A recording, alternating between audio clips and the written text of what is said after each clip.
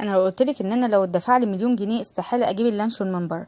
من بعد الفيديوهات اللي بنشوفها والقرف اللي بنشوفه والحاجات اللي بيحطوها ويفرموها واحنا مش فاهمين ايه، يحطوا حاجات يعني مش عايزه اقول ايه، طبعا انتوا كلكم عارفين ايه اللي بيتحط في المكن. طبعا احنا ما بقاش شايفينه، بيبقى شايفينه حاجه مفرومه، حاجه ناعمه كده طالعه شبه اللانشون كده، وطعمه شويه توابل وخلاص. لكن طعم ايه اللي محطوط؟ والله عارفينه. وبصراحه اوعوا يا جماعه تجيبوا اي حاجه مصنعات من بره. انا ولا بلوبيف ولا لانشون ولا اي حاجه من دي انا بجيبها من بره. كل اللي انا بعمله انا بعمل حاجاتي في البيت بصراحه. انا احب حاجاتي اعملها من البيت. كل اللي انت تعمليه 5 بيضات. 1 2 3 4 5، 5 بيضات. هتقولي لي البيض غالي، بس صحه اولادنا اغلى كمان. بصي بقى، 5 بيضات يا ست الكل. عايزه اقول لك هيعمل كميه حلوه جدا. ركزي معايا بقى في التوابل. التوابل هي اساس الوصفه دي. معلقه صغيره من الثوم البودر، معلقه صغيره من البصل البودر، معلقه كبيره من البابريكا، 2 ماجي، نص معلقه من الملح، وبس كده يا ست الكل. تمام تمام. وهتحطي 5 معالق كبار مليانين هرميين قوي من الدقيق. تمام، 5 معالق مليانين هرميين كبار. ركزي معايا في الحته دي. وكوبايه صغيره من الزيت. شفتي كوبايه؟ حجم الكوبايه اهي، انا جبتها لك اهي. الكوبايه دي كوبايه صغيره مش كبيره، نص كوبايه يعني صغيره مليانه. عندك الكوبايات العاديه بتاعت الشاي، حطي 3/4. هنا بقى السر في في الجبنه دي. هو الناس كلها تقول لك المفروض ان اللانشون يتعمل بالجبنه المثلثات. لا يا حبيبتي، الجبنه المثلثات غاليه، وعايزه اقول لك انها ملهاش طعم. عايزه اقول لك لا، انا بحط نص جبنه الفيتا، اي نوع براحتك، بس تكون اللي هي فيتا او فيتا يعني، نص علبه.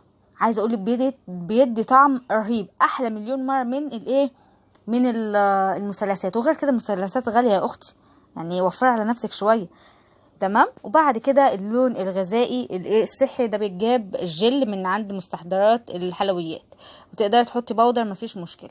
هنا بقى تقعدي تلفي لفه حلوه. اهم حاجه بقى في دي الضرب، يعني تحطي البيض الاول والتوابل وضربهم كويس جدا، وبعد كده حطي بقى اللي بعديه. يعني اهم حاجه التوابل تتضرب كويس جدا. بعد كده يا ست الكل جيبي بقى بلاستيك راب، كيس حراري. تيجي تقدري في كوبايه زي كده، في كوبايات اللي هي الفل، كوبايات صغننه في سلستين، انا كنت عاملاها قبل كده في كوبايات صغيره. اللي متاح عندك حله صغيره مفيش مشكله، مدوره كده صغيره مفيش مشكله. اهم حاجه انت تغلفيها بمعلقه من الزيت. بصي بقى القوام الجميل ده. اللون بقى بتاعك انت تخففي تقلي مفيش مشكله. ده بقى اللون على حسب حبك للون تقيل خفيف مفيش مشكله. هنا طبعا نزلت كل اللي فيه.